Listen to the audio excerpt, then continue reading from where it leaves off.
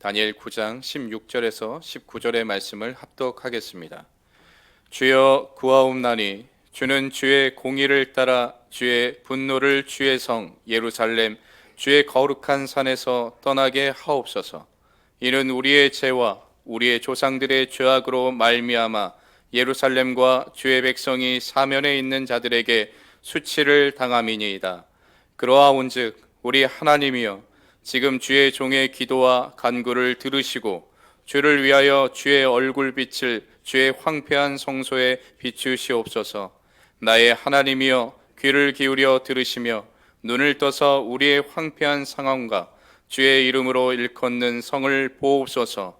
우리가 주 앞에 간구하온 것은 우리의 공의를 의지하여 하는 것이 아니요 주의 큰 긍휼을 의지하여 함이니이다. 주여 들으소서. 주여 용서하소서. 주여 귀를 기울이시고 행하소서. 지체하지 마옵소서. 나의 하나님이여 주 자신을 위하여 하시옵소서. 이는 주의 성과 주의 백성이 주의 이름으로 일컫는 바 됨이니이다. 아멘. 실상 우리나라는요, 기도로 인해서 세워진 나라가 아닌가 저는 생각이 듭니다. 정말 기도가 아니었다라고 한다면 이 나라가 어떻게 세워졌겠습니까? 이화학당을 인도했던 그 교장 선생님이었던 페인 선교사님 같은 경우에도 그러지 않았습니까? 본인이 이화학당의 교장으로 와서 아이들을 보면서 이 나라의 희망을 찾은 것은 학생들이 전부 다 정오가 되면 다 모여서 기도하더라는 거예요. 그래서 아이들을 붙잡고 너 도대체 무엇을 위해서 기도하니? 라고 물었더니 나라를 위해서 기도해요. 이 민족을 위해서 기도해요. 그래서 굉장히 감동을 받았다고 얘기합니다. 더욱이 학기 중에만 기도한 것이 아니라 학기가 끝나고 나서도 방학 때가 됐는데 각 집에서 정하여진 시간마다 기도했다라고 얘기를 해요. 그런데 그 기도하는 우리 딸들의 모습이 정말 민족을 사랑하고 민족을 위해서 눈물을 흘린 그 기도의 모습을 부모들이 보면서 야, 나도 예수 믿어야겠다. 나도 교회 다녀야겠다. 정말 그 딸들의 모습을 통해서, 기도하는 딸들의 모습을 통해서 많은 부모 세대들이 전도가 되고 또 나라를 위해서 민족에 대한 그 사랑이 더욱더 커져갔다라는 이야기를 들은 적이 있습니다. 그래서 이 페인 선교사님도 이 방학이 끝나고 나면 학생들이 모여서 기도에 이 간증들을 하는데요, 정말 그 간증을 들으면서 선교 보고서에 그렇게 썼어요. 이 민족은 소망이 있습니다. 다른 것이 아닌 기도하는 사람이 있기 때문입니다. 사랑하는 성도님들이요, 기도하는 여러분들이 있기 때문에 이 나라와 민족에 소망이 있을 줄로 믿습니다. 특히 을사조약이 일어났었을 때는 이 일본들이 우리나라의 외교권을 박탈해 가지 않았습니까? 이 나라를 보호한다라고 하는 이유로 우리나라의 외교권을 완전히 박탈한 때가 있었습니다. 그때 1905년부터 시작해서 많은 민족의 지도자들이 일어나 민족을 구원하는 그 운동을 펼쳤던 것을 우리가 잘 알지 않습니까? 그때 기독교인들은 정말 하나님 앞에 기도했다고 그래요. 정말 민족을 향해서 기도했다라고 얘기합니다. 특별히 정덕기 목사님 같은 경우에는 그 교회, 이 상동교회에서 초교파적으로 수천 명의 성도님들이 모여서 하나님을 위해서 기도했다고 그래요. 이 민족을 구원하여 주옵소서. 2시부터 4시까지가 되면 정말 하나님 앞에 기도하는 거예요. 하나님 앞에 기도하고 부르짖고 간구하고 이 민족 살려 주옵소서. 그런데 그때 일어났던 많은 무리들 중에서 청년들이 일어나기 시작했다고 그래요. 그리고 청년들이 일어나서 기도문을 만들어서 함께 그 청년들이 같은 시간에 기도하기 시작했는데 그 기도문이 우리에게 전해지고 있습니다. 그 기도문이 이렇습니다. 만왕의 왕이신 하나님이시여, 우리 한국이 죄악으로 침륜에 들었음에 하나님밖에 빌 데 없사와 우리가 일시에 기도하오니 한국을 불쌍히 여기사 예레미야와 이사야의 자기 나라를 위하여 간구함을 들으신 같이 한국을 구원하사 전국 인민으로 자기 죄를 회개하고 다 천국 백성이 되어 나라가 하나님의 영원한 보호를 받아 지구상의 독립국이 확실케 하심을 예수님의 이름으로 비옵나이다. 청년들이 모여서 함께 기도하고 흩어져도 이 기도문을 들고 함께 기도했다라고 얘기합니다. 저는 어제 이 말씀을 읽으면서 기도문을 읽으면서 그런 소망이 생겼어요. 우리 여덟수목은 성북교회 청년들도 함께 시간을 정하여서 이 민족을 위해서 기도하는 우리 청년이 되기를, 또한 우리 교회 청년뿐만이 아니라 이 시대를 살고 있는 많은 청년들이 일어나서 하나님이여 이 민족을 구원하여 주시옵소서, 하나님 세계에 하나님의 영광이 드러나게 하여 주옵소서. 그래서 그 시선이 하나님 나라 그 구원을 향하여 있게 되기를 주님의 이름으로 축원합니다. 물론 우리 기성세대들이 하나님 앞에 새벽으로 저녁으로 기도해 주시는 건 너무나도 감사합니다. 그 기도가 있기 때문에 이 나라 민족이 그래도 견디고 버티게 되는 줄로 믿습니다. 그러나 정말 더 욕심을 내어 소망하는 것은 우리 청년들이 일어나서 정말 하나님 앞에 기도하는 거룩한 세대가 되어서 이 나라의 희망이 있고 이 민족의 희망이 있을 수 있는 삶이 되기를 주님의 이름으로 축원합니다. 바로 그 거룩한 모습을 이루었던 것이 우리가 함께 읽었던 이 다니엘의 모습이었다는 것입니다. 우리가 신년을 맞이해서 위대한 기도자의 기도라는 제목으로 우리가 말씀을 나누었고, 오늘 12번째 시간입니다. 12번째 이 다니엘에 대한 기도를 이루고 있는데요, 이 다니엘이 정말 하나님을 향하여서 어떻게 기도하였는가, 하나님 앞에 무엇을 간구하였는가, 그의 기도가 얼마나 강력하였든지 그 민족을 구원하는 놀라운 역사가 이루어졌겠는가.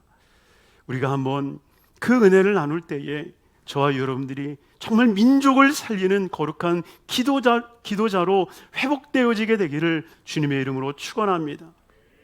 그 첫 번째 기도가 무엇이었습니까? 바로 남은 은혜를 구하는 거룩한 기도를 올리고 있다는 것입니다. 여러분, 실상 우리가 아는 것만큼 보인다라는 이야기가 있죠. 아는 것만큼 보인다. 아는 것만큼 보인다. 실상 우리의 신앙도요, 하나님을 아는 것만큼 잘하게 되어 있고요, 예수님을 아는 것만큼 우리가 예수님을 닮아가게 되어 있다라고 하는 것입니다. 다니엘은 하나님을 알았어요.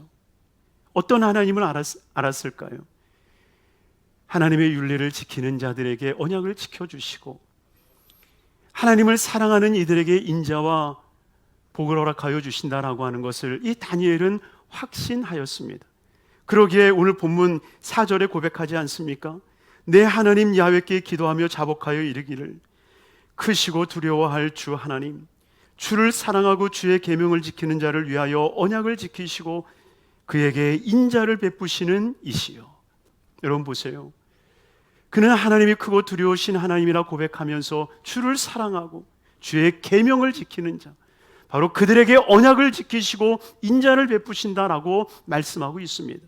그러니 어쩌면 다니엘은 이 말씀을 알았기에 하나님을 향하여서 끊임없이 사랑하고 끊임없이 그 말씀을 지켜 행하는 자리에 있었다라고 하는 것입니다. 그러지 않겠습니까? 사랑하는 자에게 언약을 지키시고 율례를 지키는 자에게 인자를 베풀어 주시니 그 하나님을 향하여서 정말 사랑하고 그 언약을 지키는 마음, 그 삶을 갖지 않았겠습니까? 그러기에 누구보다도 주님을 더 사랑했고 누구보다도 그 언약을 지켜 행하였던 거룩한 선지자였습니다. 하나님께서는 그에게 남다른 은혜와 은총을 주셨고 큰 복을 주셨음을 우리는 잘 알고 있습니다. 그런데 여기에 끝나지 않았다는 것입니다. 그가 알고 있던 또 하나의 하나님의 다른 면모가 있습니다. 그것이 9절에 나옵니다. 9절에 보면 주 우리 하나님께 긍휼과 용서하심이 있사오니, 우리의 하나님께는 긍휼과 용서하심이 있사오니 이는 우리가 주께 패역하였습니다.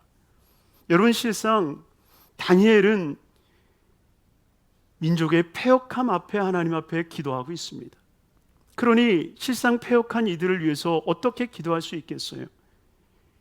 하나님 사랑하니 인자를 베풀어 주시고 언약을 지켰으니 언약을 지켜주옵소서, 이런 기도할 수 없잖아요. 그때 다니엘이 하나님 앞에 기도하옵는 것은 하나님께는 긍휼과 용서하심이 있사오니, 바로 하나님의 다른 모습, 바로 그것은 긍휼과 용서가 있는 하나님이시라는 거예요. 그러니 이 용서와 긍휼이 있는 하나님은 누가 받을 수 있는 건가요? 바로 하나님 앞에 패역하고 죄를 범한 정말 죄인이 받을 하나님의 은혜라는 것입니다. 그래서 다니엘은 하나님 앞에 기도하는 거예요. 하나님, 내가 죄를 졌습니다. 내가 죄인입니다. 주님, 용서하여 주시옵소서. 그러니 이 말을 뒤집어 보면 하나님께 은혜를 받지 못할 사람이 없다라고 하는 거예요. 여러분, 이것이 우리에게 희망 아니겠습니까?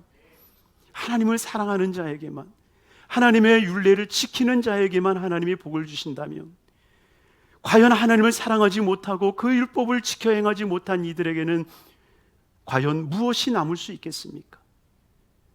하나님은 그들에게도 베푸실 은혜가 남아있다는 것입니다. 그러기에 다니엘은 하나님 앞에 구하는 거죠. 하나님, 우리가 패역했을지라도 하나님의 긍휼과 인자하심을 받을 수 있지 않습니까? 마치 회사가 부도가 나면 파산 신고를 하지 않습니까? 여러분, 파산 신고는 나 망했어 하고 모든 것을 내동댕이 치는 게 사실은 아닙니다.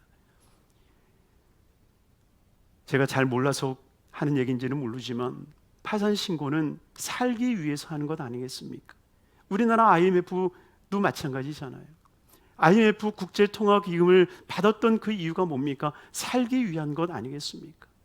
우리가 하나님 앞에 나 죄인입니다 라고 하는 것은요, 마지막 하나님께서 우리에게 베풀어 주실 그 은혜의 은총을 받아 누려서 우리가 다시 한번 소생할 수 있는 그 은총을 바라고 소망하는 자리임을 우리는 기억해야 됩니다. 예수님께서는 수로보니게 여인을 만나서 이 남은 은혜에 대한 이야기를 하시지 않습니까? 수로보니게 여인이 예수님에게 가서 묻는 거예요. 예수님, 내 딸이 질병에 걸렸으니, 내 딸이 귀신에 걸렸으니 고쳐주세요. 그때 예수님이 뭐라고 말씀하시던가요? 자식에게 줄 떡을 취하여서 개들에게 주지 않는다. 그때 이 수로보니 여인이 이렇게 대답을 해요. 마태복음 15장 27절에 여자가 이르되 주여 올소이다마는 개들도 제 주인의 상에서 떨어지는 부스러기를 먹나이다. 주님께서 이 말을 듣고 얼마나 기뻐하셨는지 몰라요. 그래, 내 말이 옳다, 내 말이 옳다. 그러면서 그 딸을 고쳐주시고 내 믿음으로 구원에 이르는 은총을 허락해 주지 않습니까? 여러분, 실상 부스러기 은혜다라고 해서 진짜 부스러기 은혜가 아닌 거예요. 실상 돌아보면 예수님께서도 말씀하신 것을 보면 자식에게라고 말씀하지 않습니까? 자식에게 줄 것을 취해서 개들에게 주겠느냐? 근데 그 여인이 구함으로 말미암아 자식에게 줄 그 음식을, 그 떡을 취하여 개들에게 주심을 보여주고 있다는 거예요. 개개, 그러니까 굉장히 이상한데요. 결국 회개하는 이들에게 하나님께서는 그 동일한 은혜를 허락해 주신다라고 하는 거예요. 그러니 어쩌면 우리 스스로 착각할지도 몰라요. 나는 하나님을 사랑하니까 하나님이 내게 복을 주시겠지. 나는 하나님의 율례를 잘 지켜서 하나님께서 내게 언약을 지켜주실 거야. 그러나 그것은 우리의 생각과 판단일 수 있다는 것입니다. 나는 하나님을 사랑하고 나는 율례를 지켰다라고 생각하지만, 그러나 하나님 보시기에 그렇지 않을 수 있다는 것입니다. 그러니 정말 우리가 낮고 겸비한 모습으로 하나님, 내가 죄인입니다. 정말 그 죄인됨을 인정하는 순간, 아니야.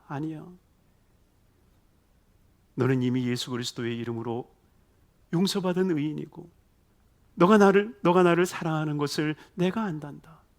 주님이 말씀하지 않겠습니까?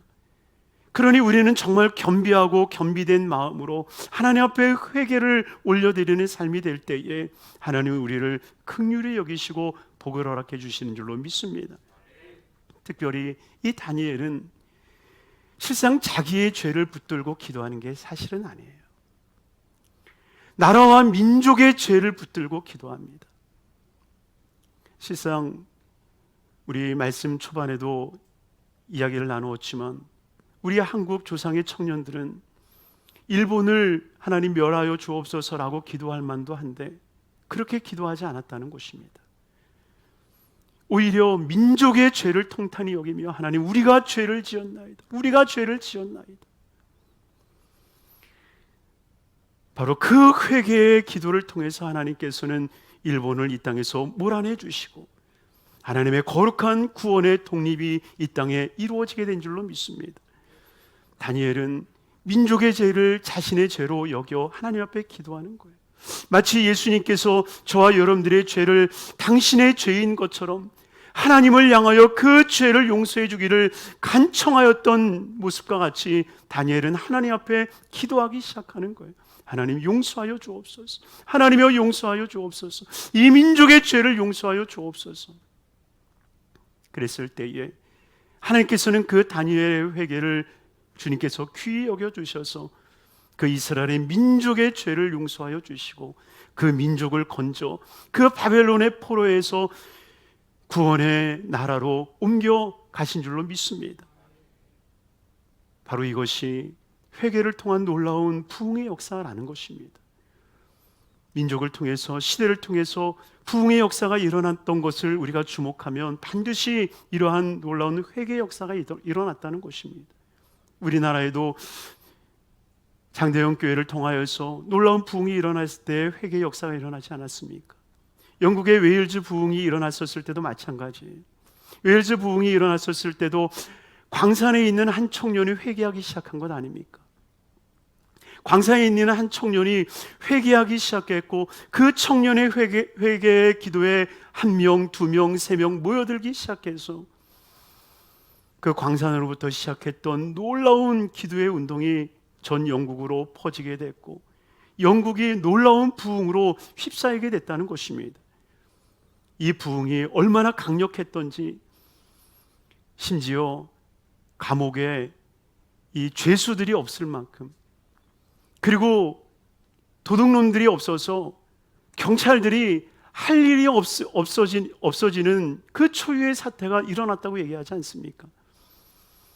심지어 이 광산에서 일하고 있었던 이 청년들이 회개의 영이 임해서 회개 기도하는데요. 심지어 자신들이 채찍질했던 낙타에게까지 가서 나귀한테까지 가서 용서를 구했다고 그래요. 나귀한테 가서 미안하다. 내가 죄인이다. 그래서 한간에는 이 웨일즈 운동이 일어났을 때는 그 나귀들도 성령이 충만했다고 얘기합니다. 얼마나 회개의 운동이 일어났던지. 우리에게 다시 한번 그 운동이 일어나야 될 줄로 믿습니다. 우리 모두 다가 이 정부를 향해서 비판하고 비난하는 것이 아니라 하나님 내 죄입니다. 하나님 나의 죄입니다. 하나님 나를 용서하여 주옵소서. 이 다니엘이 모든 죄가 자신의 죄인 것처럼 그 죄를 뒤집어 쓰고 하나님 앞에 간구하는 것처럼 우리가 하나님 앞에 간구하여 나아감으로 말미암아 하나님께서 회복하시는 그 놀라운 은혜를 우리 모두 다가 경험하게 되기를 주님의 이름으로 축원합니다. 두 번째로 다니엘이 기도하는 것이 무엇입니까? 바로 공의를 구하는 기도를 하고 있다는 것입니다. 다니엘이 정말 하나님 앞에 회개하는 세 가지의 기도의 제목이 10절부터 나오는데요. 10절 말씀을 보면 우리 하나님 야훼의 목소리를 듣지 아니하며 야훼께서 그의 종 선지자들에게 부탁하여 우리 앞에 세우신 율법을 행하지 아니하였음이니이다. 다니엘이 가장 먼저 회개했던 것은요, 율법을 행하지 아니한 것. 가장 먼저 회개합니다. 그리고 두 번째 회개한 것이 무엇입니까? 13절에 모세의 율법에 기록한 대로 이 모든 재앙이 이미 우리에게 내렸사오나 우리는 우리의 죄악을 떠나고 주의 진리를 깨달아 우리 하나님 야훼의 얼굴을 기쁘게 하지 아니하였나이다. 야훼 하나님의 얼굴을 기쁘게 하지 아니한 것, 이것이 두 번째 죄임을 고백합니다. 그리고 세 번째 회개가 무엇입니까? 14절입니다. 그러므로 야훼께서 이 재앙을 간직하여 두셨다가 우리에게 내리게 하셨사오니 우리는 하나님 야훼께서 행하시는 모든 일이 공의로우시나 우리가 그 목소리를 듣지 아니하였음이니이다. 마지막 세 번째로 회개하는 것이 우리가 그의 목소리를 듣지 아니하였다. 그러니 다니엘이 회개합니다. 우리가 주의 윤리를 행하지 아니하였나이다. 우리가 주의 얼굴, 주의 영광을 위하여 살아가지 못했나이다. 주여, 주의 말씀에 우리가 귀 기울이지 아니하였나이다.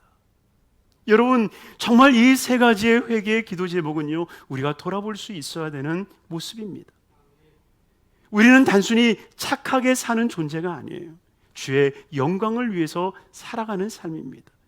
우리가 이 세상의 법도를 지켜 살아가는 존재에 그치지 않고 하늘의 법도를 지키는 삶이 되는 거예요. 우리는 지금 이 시대에 하나님이 말씀하시는 그 음성을 듣고 살아가는 거룩한 삶이어야 된다는 것입니다. 그러니 우리는 보통의 삶을 사는 게 아니라 그 보통을 뛰어넘는 삶, 세상의 율법이 아닌 하나님의 율법을, 또한 착하고 바른 생활이 아닌 하나님의 영광의 삶을 위하여 살아가는, 그리고 하나님의 천상의 음성을 듣고 그 음성을 따라 살아가는 삶이 돼야 한다는 것입니다. 그러면서 이 기도와 더불어서 다니엘이 기도하는 것이 무엇입니까? 16절입니다. 16절 말씀 함께 읽겠습니다. 주여 구하옵나니 주는 주의 공의를 따라 주의 분노를 주의 성 예루살렘 주의 거룩한 산에서 떠나게 하옵소서. 아멘. 주여 구하옵나니, 주여 구하옵나니 주는 주의 공의를 따라 주의 분노를 떠나게 하여 주옵소서. 주의 공의를 구하는 기도를 다니엘이 올려드리고 있습니다. 사랑하는 성도님들이, 주님이 말씀하고 있는 공의는 무엇인가요? 세상의 공의는 옳고 그름을 판단해서 죄와 형벌을 입히는 것, 이것이 세상의 공의일 수 있습니다. 그러나 하나님의 공의는 달라요. 우리 에스라의 말씀을 여러분들 기억하십니까? 에스라에 대한 말씀을 나눴을 때에 하나님의 공의가 무엇인지 말씀을 나눴습니다. 에스라 학자였으며 정말 제사장이었던 그 에스라가 하나님을 향하여 공의에 대한 기도를 올려드리지 않습니까? 그때 에스라가 하나님이 가지고 있는 공의를 뭐라고 정의하던가요? 그것은 바로 돌이키고 회복시키시는 하나님의 능력이라고 말하고 있다는 것입니다. 세상은 돌이키게 할 수 있는 능력이 없기 때문에 벌을 주는 거예요. 그러나 하나님은 돌이킬 수 있는 능력이 있기 때문에 회개케 하는 것입니다. 여러분 기억하셔야 됩니다. 세상은 돌이키게 할 수 있는 능력이 없기 때문에 벌을 주고 그 벌로 죗값을 치르게 합니다. 그러나 하나님은 돌이키는 그 능력이 있기 때문에, 회복시킬 수 있는 능력이 있기 때문에 회개하라 말씀하시는 것입니다. 바로 그것이 하나님의 공의라는 것입니다. 하나님에게만 그 능력이 있는 거예요. 사람에게는 능력이 없습니다. 저에게도 없고 여러분들에게도 없습니다. 그래서 세상은 옳고 그름을 가름하려 하지만, 그러나 하나님은 돌이키라 말씀하고 계시는 겁니다. 돌이키면 내가 회복하리라. 그러니 창조주 하나님이 재창조의 역사를 이루게 하시고요, 언약을 베푸셨던 하나님이 제 언약을 통하여서 새로운 민족, 새로운 나라를 세워주시는 것입니다. 저와 여러분들의 삶 가운데서도 하나님께서 새 언약을 세우시고 새로운 삶을 주실 수 있는 것은 주님의 공의 때문인 것입니다. 그러니 우리가 정말 하나님 앞에 공의를 구할 수 있는 것은 지금 다니엘이 철저하게 회개 기도를 통해서 하나님의 공의를 구할 수 있었던 것처럼 저와 여러분들이 철저하게 하나님의 공의를 구할 수 있는 거룩한 삶이 되기를 주님의 이름으로 축원합니다. 헌법재판소가 있는 이유가 뭐겠어요? 여러분, 법을 집행하다 보면 분명히 법이 제정한 것들을 향해서 집행하는 듯 하지만 점점 가다 보면 한쪽으로 치우칠 때가 있거든요. 그러면 헌법재판소를 통해서 헌법소원을 하는 거예요. 이 법이 맞습니까? 이렇게 된 것이 맞아요? 라고 헌법소원을 하는 거예요. 이번에 우리 기독교에서도 많은 교회들이 연합해서 헌법소원하지 않았습니까? 과연 헌법에 명시되어 있는 종교의 자유성이 과연 이 이것이 맞습니까? 지금의 이 정부에서 하고 있는 이 법이 이 헌법을 침해한 것 아닙니까? 그러니 제대로 잡아주십시오라고 헌법 소원을 하는 것 아니겠습니까? 그러나 이 세상은 바로잡을 수 있는 능력이 없어요. 오직 하나님만이 하시는 것입니다. 하나님만이 우리를 정말 처음의 모습으로, 하나님이 택하신 모습으로, 아니 하나님이 만들고자 하시는 모습으로 변화시킬 수 있음을 우리는 기억해야 됩니다. 그러니 그 하나님을 온전히 전적으로 바라보면서 하나님 주의 공의를 베풀어 주옵소서.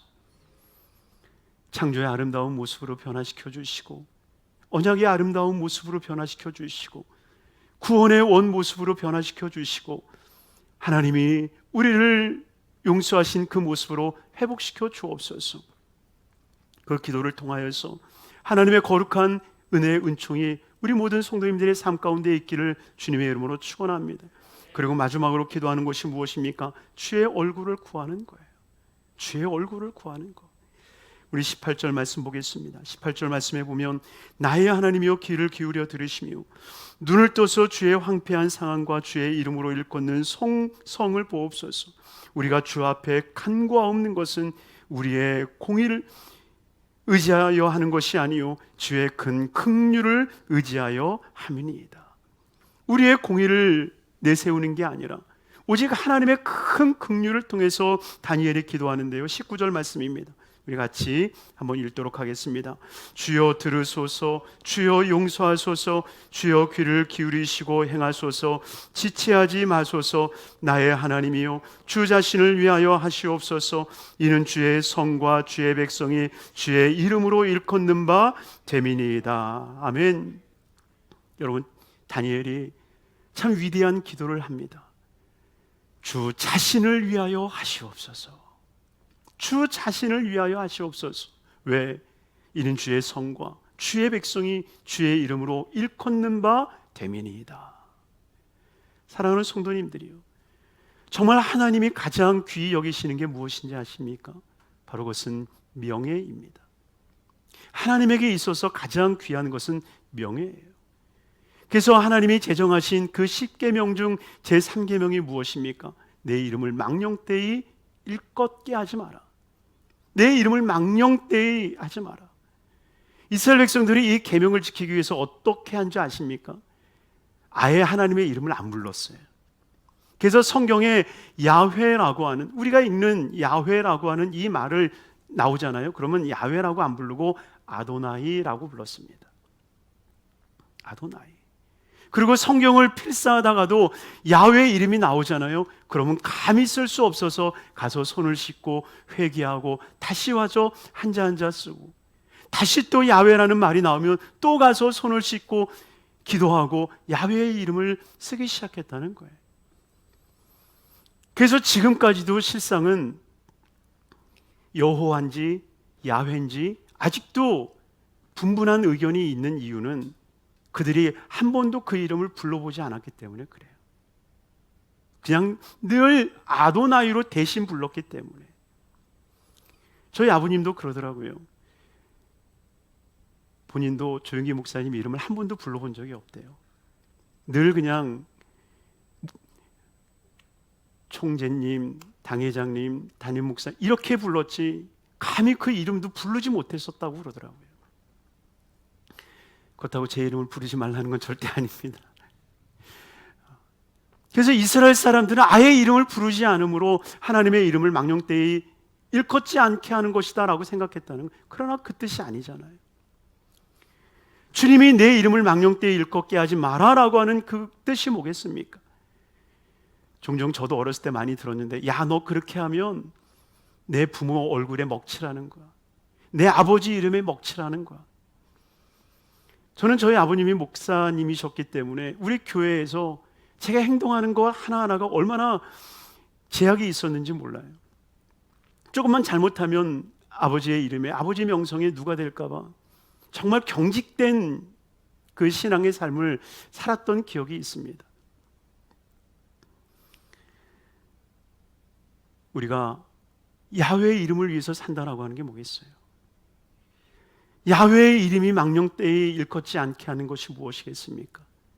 본문에 나와 있는 것처럼 저와 여러분들이 주의 백성이라 일컬어졌기 때문에, 주의 백성이라 일컬어졌기 때문에 우리가 욕을 먹는 것은 하나님이 욕을 먹는 것이고, 반대로 우리가 칭찬을 듣는다고 그러면 하나님이 칭찬을 듣게 하시는 거죠. 바로 이것이 주의 이름을 망령되이 하게 할 수도 있고 주의 이름을 영화롭게 할 수도 있는 것, 바로 이것은 저와 여러분들이 정말 하나님의 거룩한 모습으로 살아갈 때에 하나님의 이름을 높이게 되는 삶임을 말씀하고 계시는 겁니다. 그러니 정말 주님께서 명예를 귀히 여기시기에 주의 이름을 위하여서, 주의 영광을 위하여서 주님께서는 우리에게 은혜를 베풀어 주신다는 것입니다. 우리 모세의 기도의 시간에도 모세가 그렇게 기도했잖아요. 민수기를 통해서 하나님 이 백성을 멸하시면 안 됩니다.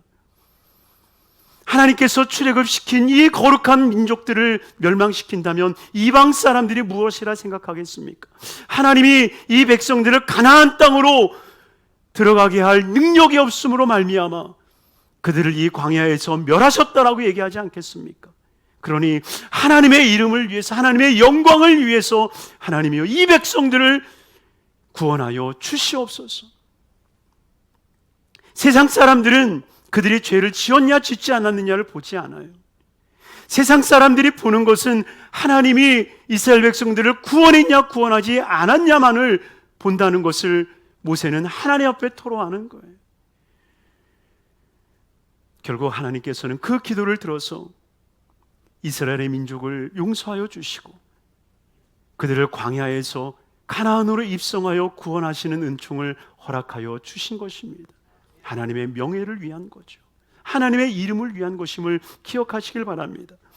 이사야 48장 9절은 이렇게 말씀하십니다. 내 이름을 위하여 내가 노하기를 더디할 것이며 내 영광을 위하여 내가 참고 너를 멸절하지 아니하리라. 주의 이름, 주의 영광을 위하여 주님은 절대 노하지 아니하고 멸절하지 않겠다고 말합니다. 48장 11절에도 이렇게 고백합니다. 나는 나를 위하여 이를 이룰 것이라. 어찌 내 이름을 욕되게 하리요 내 영광을 다른 자에게 주지 아니하리라. 나를 위하여.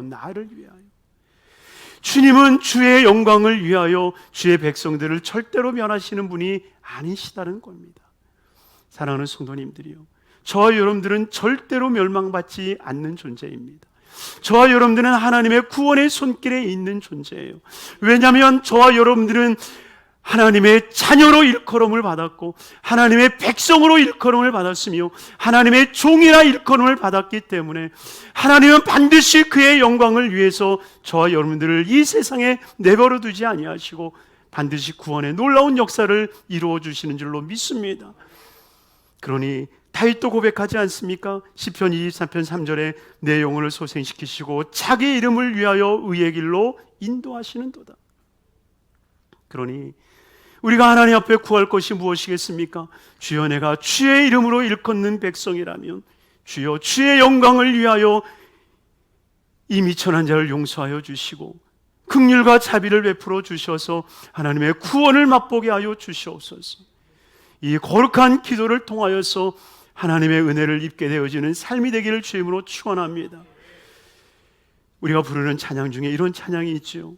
나의 백성이 다 겸비하여 내게 기도하며 나의 얼굴을 구하여서 그 악한 길 떠나면 하늘에서 듣고 죄를 사하며 그들의 땅을 고치리라. 아버지여 고쳐주소서. 이 나라 주의 것 되게 하소서.